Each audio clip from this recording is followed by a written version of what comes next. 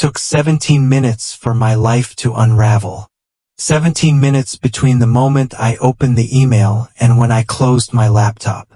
17 minutes to read the message, scan the attached legal documents, and understand that after 8 years of marriage, Sarah had decided she was done.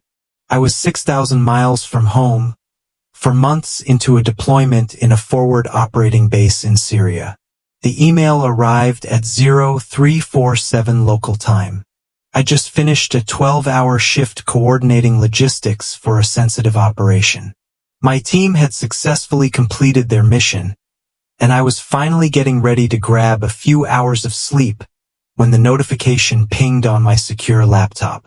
From sarah.mitchell@gmail.com. Subject: moving forward, please read immediately. Attachment: divorce_Mitchell PDF. I remember staring at the subject line for a long time, my finger hovering over the trackpad. Something in me already knew what I'd find inside. The signs had been there during our last video call 3 weeks ago: her distant eyes, the way she kept glancing off camera, how she ended the call 15 minutes early. But knowing and knowing are two different things. The message itself was brief, almost clinical. Daniel, I've filed for divorce. The papers are attached. I've also initiated the process to sell the house. I need to move on with my life. This isn't working for me anymore. Please sign and return the documents to my lawyer. I hope you understand. Sarah: no, dear. No, I'm sorry. No explanation. Just 5 sentences to end 8 years together. I opened the attachment. 27 pages of legal language dissolving our marriage, dividing our assets, most of which she was claiming, and requesting the court proceed without my presence due to my unavailability while deployed. My name is Daniel Mitchell. I'm a 36-year-old major in the U.S. Army serving with the 10th Mountain Division. That morning in Syria, sitting on my cot with divorce papers on my screen, I made a decision that would shape everything that followed. I didn't get angry. I didn't break down. I didn't immediately respond. Instead, I took a deep breath, closed my laptop, and went to take a shower in the communal facilities. As the lukewarm water ran over my face, I thought about something my grandfather, a Korean War veteran, told me when I was 12. When the ground shifts beneath you, don't scramble. Find your footing first. So that's what I did. I found my footing. Sarah and I met during my 3rd year teaching ROTC at Syracuse University. She was finishing her master's in architecture, ambitious and brilliant, with plans to join a prestigious firm in Manhattan after graduation. I still remember our first real conversation at a faculty mixer where she was working as a bartender to supplement her scholarship. Bourbon, neat, I'd said, sliding onto the bar stool. She raised an eyebrow. How predictable. Military guy orders bourbon. Let me guess, you also drive a truck and own at least 3 items of camouflage clothing you wear casually. I was simultaneously offended and intrigued. Actually, I drive a 10-year-old Subaru and I save my camouflage for work, I replied. Though I do own more than 3 pieces. She smiled then, the first genuine smile I'd seen from her all night. Fair enough, Major. Mitchell. Daniel Mitchell. And it's just plain old Captain Mitchell for now. Sarah Winters, she said, pouring my drink with a flourish. And I apologize for the stereotyping. My father was Army. I know better. That was how it started, with light banter and mutual attraction. 3 months later, we were inseparable. A year after that, we were engaged. Sarah understood the military life, or I thought she did. Her father had served 22 years, retiring as a colonel. She'd grown up on bases around the world, adapted to new schools every few years, learned to make friends quickly but not too deeply. Military brats make the best military spouses, she'd joke. We already know all the acronyms and how to pack efficiently. When we married in 2015, I was transitioning from teaching to a staff position at Fort Drum. Sarah had turned down the Manhattan offer for a smaller firm in Watertown that specialized in sustainable design. She said it was because she believed in their mission, But we both knew the truth. She'd chosen me over her dream job. Maybe that was where the cracks began, invisible hairline fractures that would eventually split us apart. The first deployment after our marriage was only 6 months, a rotation to South Korea that we both handled well. Sarah threw herself into work, redesigning an award-winning community center while I was gone. We video called 3 times a week, sent care packages, wrote actual letters on paper. I came home to a hero's welcome, a spotless house, her famous lasagna in the oven, and a weekend trip to the Adirondacks where we reconnected in every way possible. The second deployment was harder, 11 months in Afghanistan. Sarah started therapy halfway through, saying the anxiety was affecting her work. I worried, but she assured me she was handling it. "Just miss you," she'd say during our increasingly brief calls. "It's harder than I expected." I came home to a different woman, thinner, more reserved, with a new intensity about her career. We adjusted, found our rhythm again, but something had shifted. Looking back, I should have recognized what was happening. Sarah wasn't built for waiting, for pausing her life while I disappeared into dangerous places.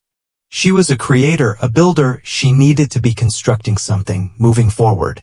And too often, my career meant she had to stand still. In 2019, I received orders for Syria. 12 months minimum, high-value assignment that would likely lead to promotion.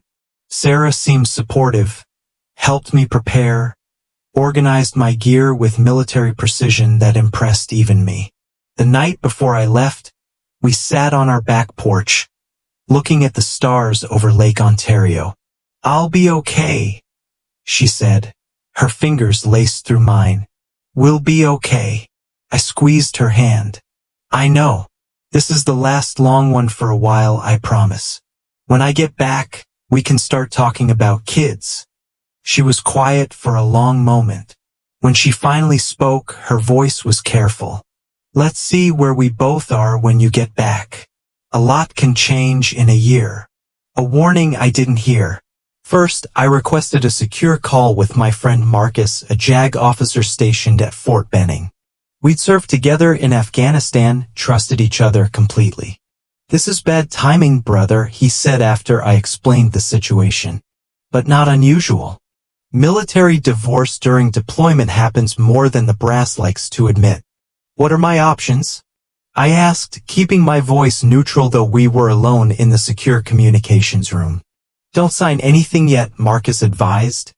"Her lawyer is counting on you being too distracted by deployment to contest this. The division of assets is completely imbalanced based on what you've told me.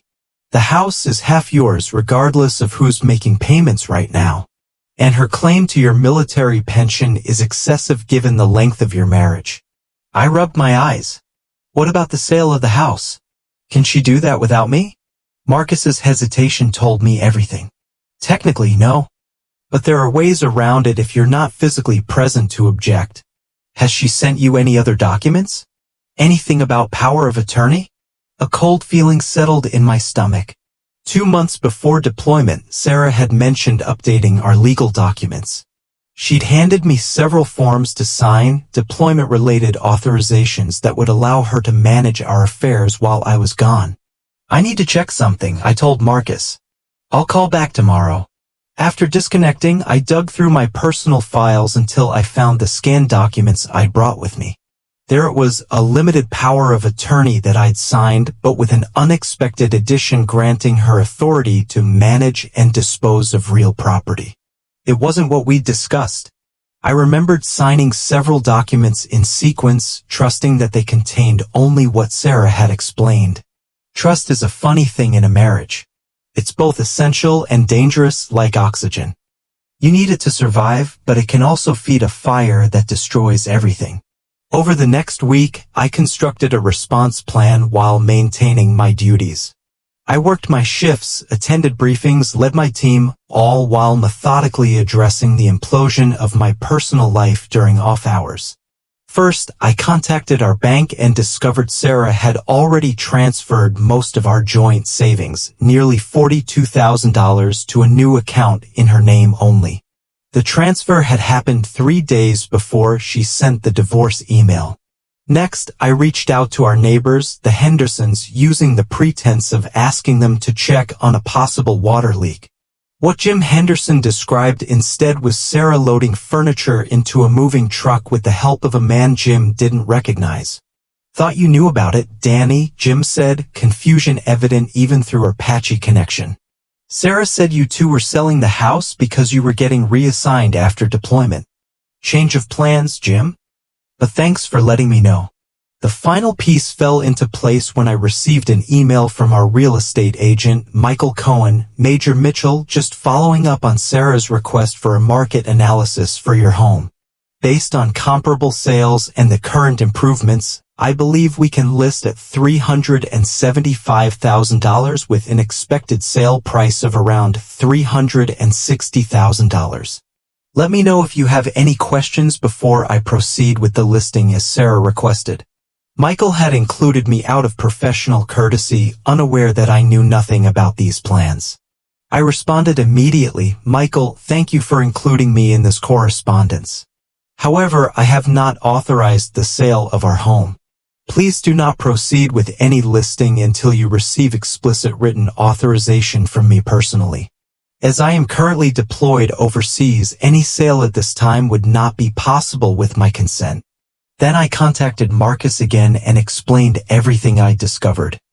"This is looking less like an impulsive decision and more like a calculated exit strategy," he said gravely. "The good news is we can fight this. The bad news is you're going to need to request emergency leave." "Not yet," I replied. "I need more information first." That night, unable to sleep, I found myself thinking about Sarah's father, Colonel Winters. He and I had always gotten along well, bonded over military history and fishing trips when they visited.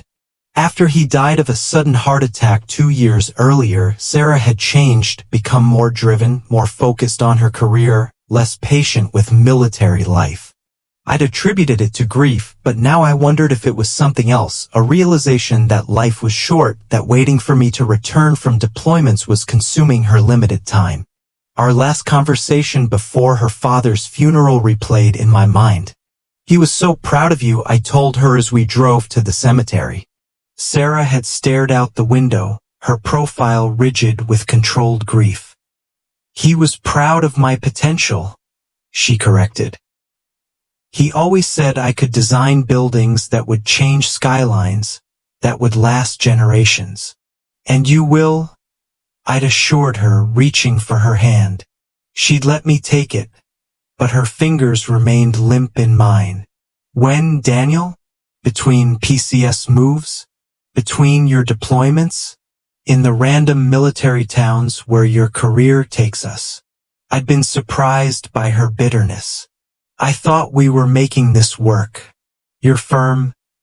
"My firm is a compromise," she'd interrupted. "Everything about my career has been a compromise." We'd arrived at the cemetery then, and the conversation had ended. After the funeral, she'd apologized for her words, blamed them on grief and stress. I'd accepted this explanation too easily, relieved to avoid the harder conversation. Now, staring at the ceiling of my quarters in Syria, I wondered how many other conversations we'd avoided, how many compromises had silently built resentment instead of resilience. 3 weeks after Sarah's email, I received a call that changed everything. "Major Mitchell?" The voice was female, unfamiliar. "Speaking. My name is Rachel Dawson. I work with your wife, with Sarah at Benson Architecture." "Okay. How can I help you, Ms. Dawson?" There was a pause, then, "I'm not sure I should be calling you. Sarah said you two had agreed to divorce, that you were being transferred permanently overseas after your deployment." My grip tightened on the phone. "Why are you calling, Rachel?"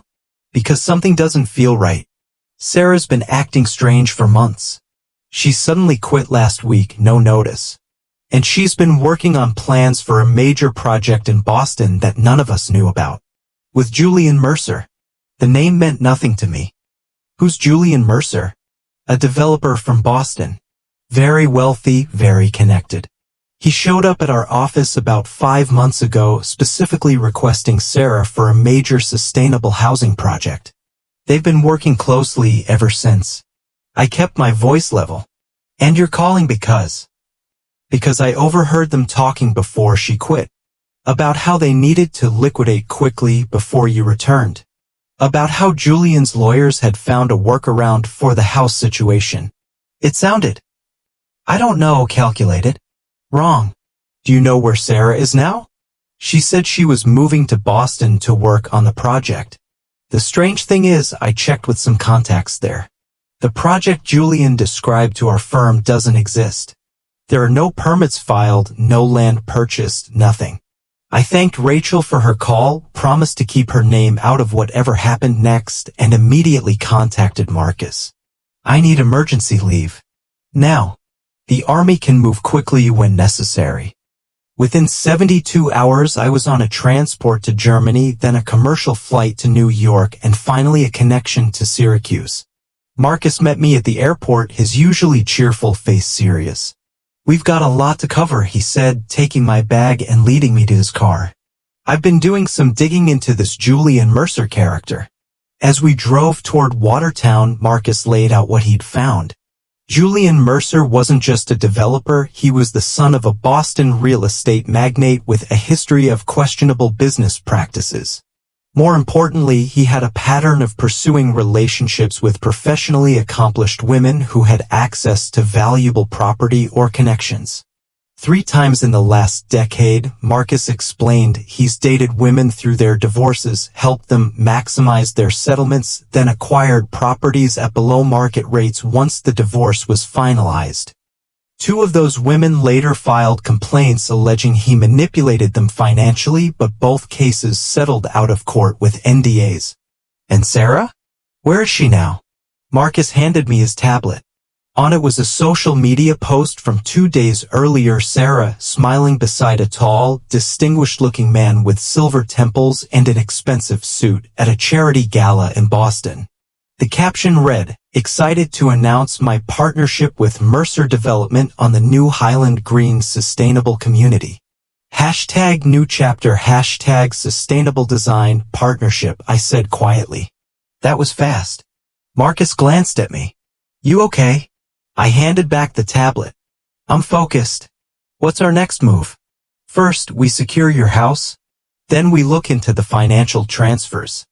I've already filed a preliminary injunction preventing the sale of the property without court approval, citing your active deployment status and Military Service Civil Relief Act protections. I nodded, watching the familiar landscape of upstate New York blur past the window. And what about Sarah and Mercer? One thing at a time, Marcus advised. Right now, we protect your assets. Then we figure out exactly what they're planning. And then we stop it. The house was still there, looking exactly as I remembered. White clapboard with black shutters. Hydrangeas Sarah had planted flanking the front steps. American flag by the door that the Hendersons must have maintained in my absence. But it wasn't home anymore. Yellow legal notices were taped to the front door, the injunction Marcus had filed, plus a notice from the court regarding the contested divorce proceedings. Inside, the house felt hollow.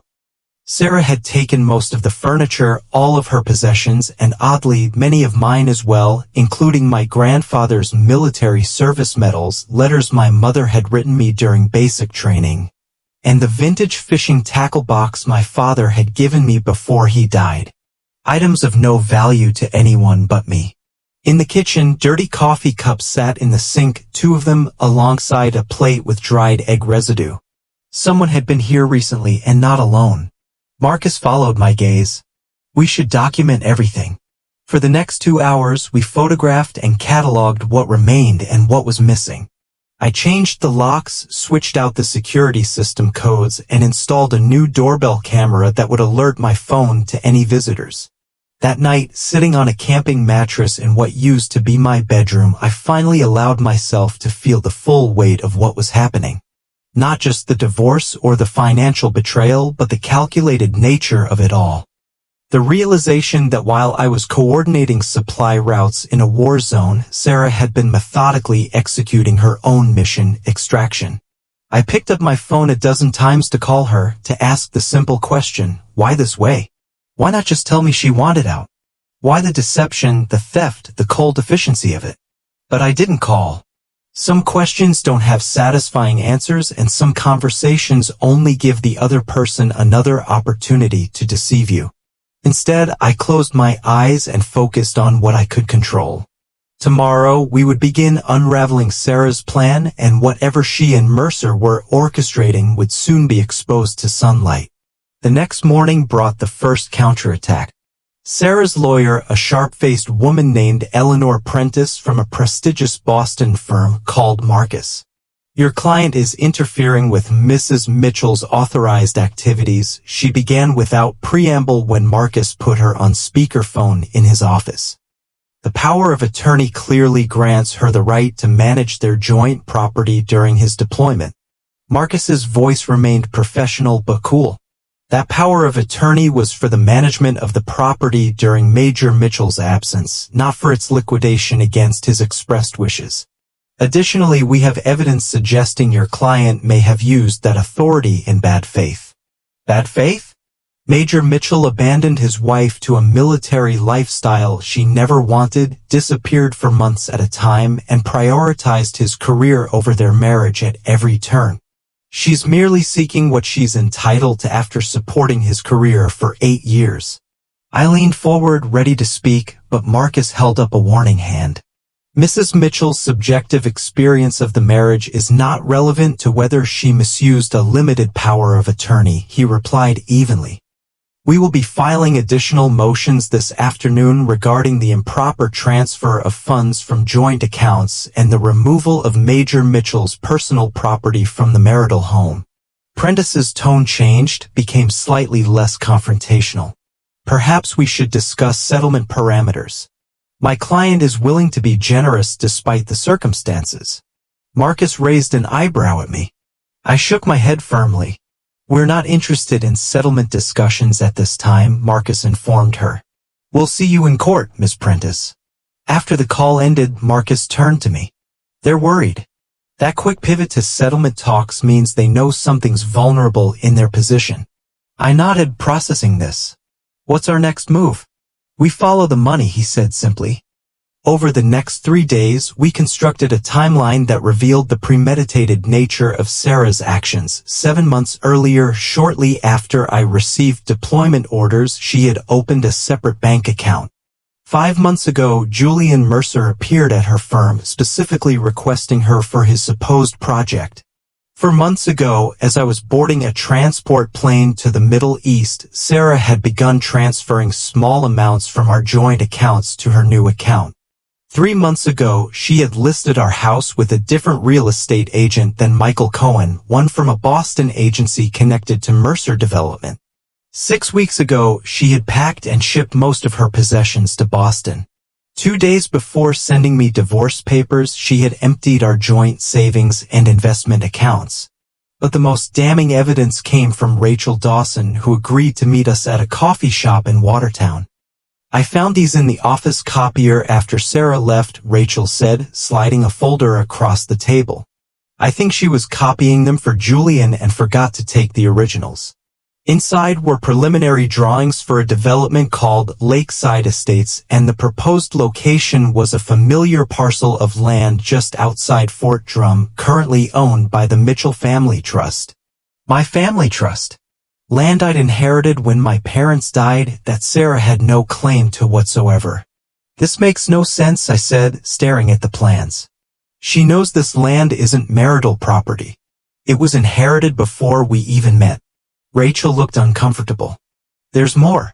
I overheard Julian telling Sarah that once the power of attorney is expanded, we can move forward with consolidating all the parcels.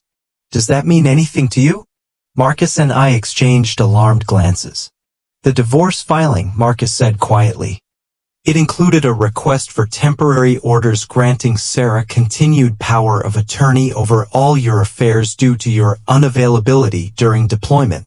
If granted, she could potentially sign documents related to the trust land. They're trying to steal my family's land. Rachel nodded. The Lakeside project is the real deal. Julian's company has been quietly buying up adjacent parcels for months. Your land is the missing piece. It connects everything else they've acquired. I sat back, mind racing. This isn't about the divorce at all. It's about the land. Marcus was already pulling out his phone. We need to get back to the courthouse. Now. The next week passed in a blur of legal maneuvers and revelations. We filed emergency motions to revoke Sarah's power of attorney, to freeze all remaining joint assets, and to secure the Mitchell family trust land from any transactions. We also hired a private investigator who uncovered communications between Sarah and Mercer dating back to before my deployment. They hadn't met randomly at her firm. He had targeted her after learning about the trust land from public records. While the legal battle intensified, I received an unexpected call from Sarah. Daniel? Can we talk? My heart hammered in my chest at the sound of her voice, but I kept my tone neutral. About what, Sarah? About us. About how things got so messy. Her voice had that soft quality she used when trying to persuade me of something. I never wanted it to be like this. Like what? Calculated? Deceptive? Illegal? A pause. That's not fair. I just did what I needed to do for myself. Including attempting to steal land that belongs to my family? Land my parents specifically preserved for conservation purposes? Another pause, longer this time. Julian said there were provisions in the trust that allowed for development under certain conditions. There aren't. And the fact that you're discussing my family's trust with a man who has a history of manipulating women through divorces tells me everything I need to know about your intentions. It wasn't always like this, Daniel.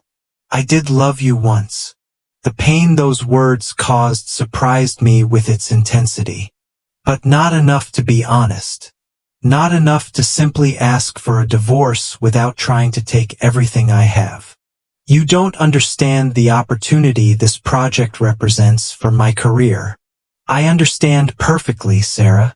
You chose your ambition over our marriage. That was your right. But trying to steal my inheritance and family legacy? That crosses a line I didn't think you were capable of crossing. Daniel? Save it for court. After hanging up, I sat motionless, allowing the conversation to settle. For the first time since receiving those divorce papers in Syria, I felt a strange sense of clarity. Whatever we had once shared, love, trust, partnership, was truly gone. And maybe it had been gone longer than I'd realized. The legal proceedings took another 3 months. During this time, I requested and received a compassionate reassignment to Fort Drum to deal with the family emergency, supported by my commanding officer who had been understanding throughout the ordeal. The court ruled decisively in my favor on almost every issue. Sarah's expanded power of attorney request was denied. The Mitchell family trust land was protected from any transactions. The house sale was blocked pending final divorce settlement. Sarah was ordered to return my personal property and account for the funds transferred from our joint accounts. But the most satisfying moment came when Julian Mercer abandoned Sarah entirely. Once it became clear that the land acquisition had failed and that their actions had attracted legal scrutiny, he withdrew from the Lakeside project and severed ties with Sarah professionally and personally.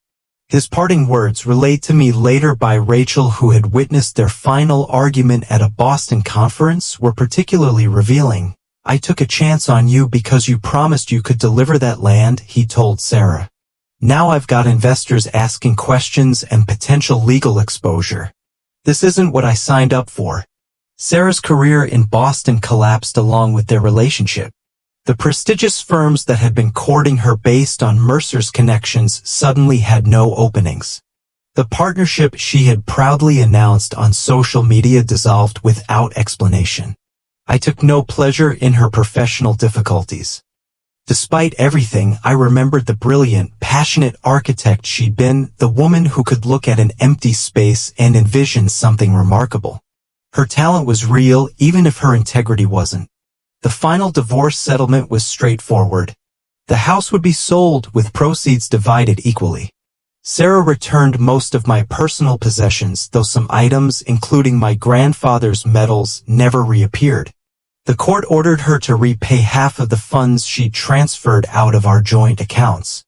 As for the Mitchell Family Trust land, I took additional steps to ensure it could never be developed. Working with a conservation organization, I established permanent environmental protections that would survive regardless of who owned it in the future. What had begun as an attempt to steal that legacy instead cemented its preservation, a fitting outcome that I knew would have made my parents proud. On the day our divorce became final, exactly 1 year after I'd received that email in Syria, I stood on the hill overlooking the trust land. Late afternoon sunlight filtered through the trees, illuminating the meadow where my father had taught me to fish in the small stream that cut through the property. My phone buzzed with a text from Marcus. "It's done. Papers filed. You're officially a free man."